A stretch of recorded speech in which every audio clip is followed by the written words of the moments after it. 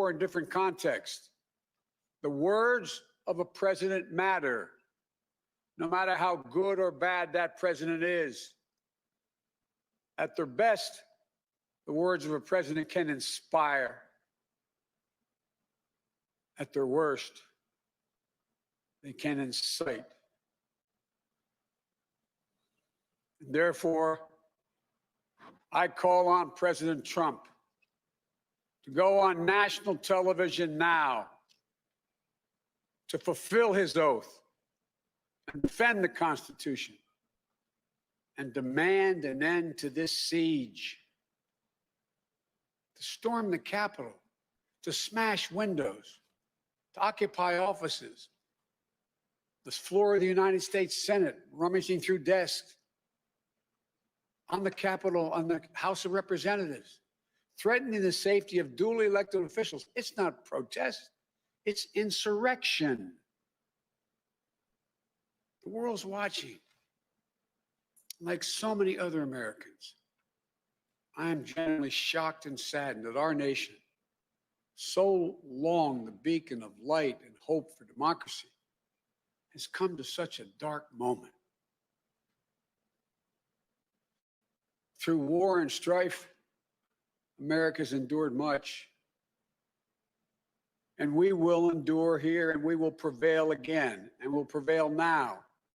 The work of the moment and the work of the next 4 years must be the restoration of democracy, of decency, honor, respect, the rule of law, just plain, simple decency. The renewal of the politics. It's about solving problems, looking out for one another, not stoking the flames of hate and chaos. As I said, America is about honor, decency, respect, tolerance. That's who we are.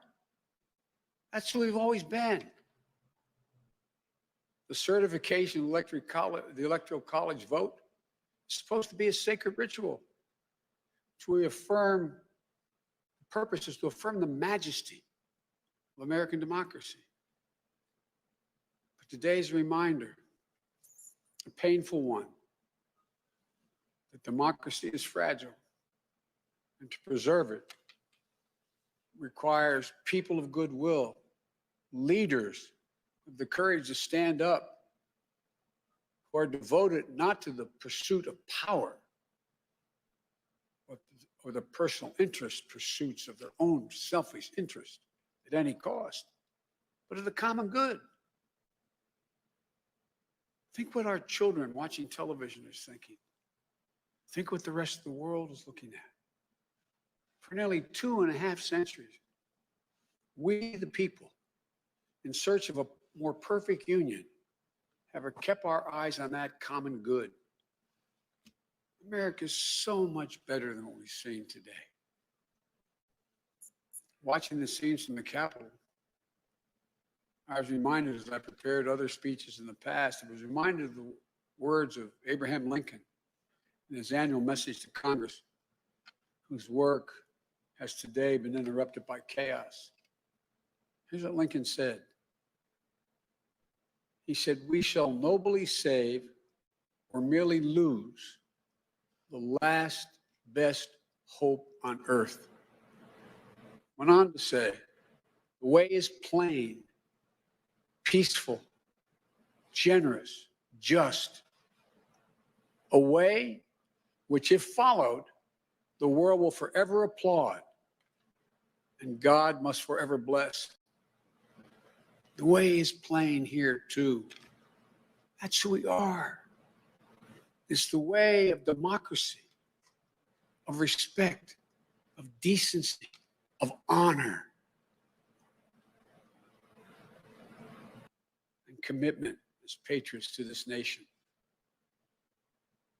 Notwithstanding what I saw today and we're seeing today, I remain optimistic about the incredible opportunities.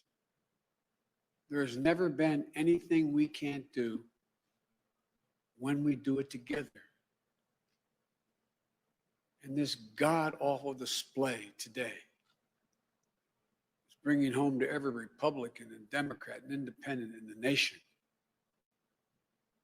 must step up. This is the United States of America.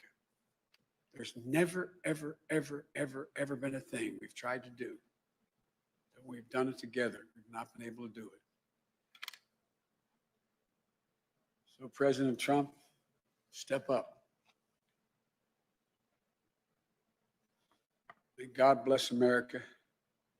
May God protect our troops and all those folks at the Capitol who are trying to preserve order.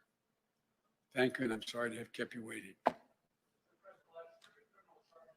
We've seen today. Are you concerned about your inauguration, sir? Sir, have you spoken to McConnell today?